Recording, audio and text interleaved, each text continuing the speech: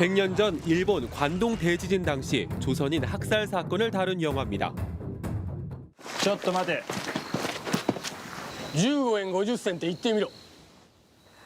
조선인을 찾아내기 위해 일부러 어려운 발음을 시키는 장면은 실제로 벌어졌던 일입니다. ことをこっちから指名してね、で発言しろというようなことをやったって言ってましたね。できなかったってやっぱり韓国の人だから。 그런데 지금 우리나라에서 비슷한 현상이 벌어지고 있습니다. 계엄을 옹호하는 세력들이 발음으로 중국인을 색출하겠다고 나선 겁니다. 비청구인이 전자문서 시스템을 변경한 행위, 국회의원회 현장 검증 시 회의록 열람을 거부한 한국어와는 다른 중국식 악센트가 감지된 것입니다. 중국인들은 한국어 리을 발음을 정확히 하지 못해 발음을 트집 잡아 헌법재판관이 중국인일 수 있다는 논리를 펼치는 황당한 음모론. 이들에게 외국인의 법관 임용을 허용하는 대법원 규칙이 없기 때문에 현행법상 외국인은 법관으로 임명될 수 없다는 사실은 중요하지 않습니다. 혐오를 선동하고 조작하는 사람들을 아무리 이제 구체적인 데이터, 구체적인 수치를 가지고 그걸 반박한들 자신이 보고 싶은 것만 보고 믿고 싶은 것만 믿으려는 경향이 없지 않아 있습니다. 나의 입장에 반하는 사람, 그리고 탄핵에 찬성하는 사람들은 그냥 중국스럽다, 화교스럽다 이렇게 형용사로 둔갑된다는 거죠.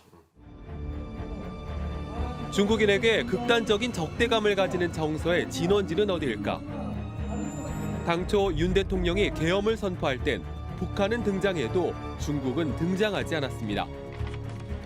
파렴치한 종북 반국가 세력들을 일거에 척결하고 한국의 그런데 9일 뒤 대국민 담화에서 중국이 등장하기 시작합니다. 지난달 40일에는 40대 중국인이 드론으로 국정원을 촬영하다 붙잡혔습니다. 이후 인터넷 매체 스카이데일리가 계엄 당일 중국인 해커 부대가 선관위에 갇혀 있었다는 칼럼을 내면서 중국 간첩설은 극우 유튜버를 통해 빠른 속도로 확산되기 시작했습니다. 매각적이 여기에 중국인이라는 댓글들이 많아. 중국인 해커들은 아닌가? 이런 댓글도 있어요. 스카이데일리는 선관위 연수원에서 중국인 간첩 99명이 체포돼 미군 기지로 이송됐다는 보도를 이어갔고 윤 대통령 측도 헌법재판소에서 이 기사를 꺼내들었습니다. 연수원에 있던 중국인들 90명이 오키나와 미군 부대 시설 내에 가서 조사를 받았고 부정선거에 대해서 다 자백을 했다는 그런 뉴스가 나왔습니다. 하지만 이 허위 정보를 제공한 사람은 캡틴 아메리카 복장을 하고 윤 대통령 지지 집회에 출몰한 안병희 씨인 것으로 드러났습니다. 소스가 없나요 혹시? 그 미정글에 많이 올라오잖아요. 어디요?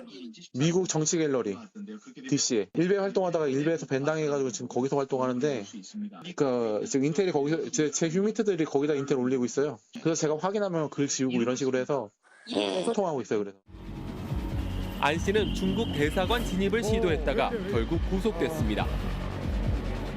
되게 수상해. 그래요? 말도 좀 어눌한 것 같아. 한국분 아닌 것 같아. 나 이거 회도 되죠? 아이. 짱깨니까. 국방부도 선관위도 미군도 모두 이 기사가 거짓이라고 밝혔지만 가짜뉴스는 윤 대통령 지지 진영에서는 사실로 굳어졌습니다.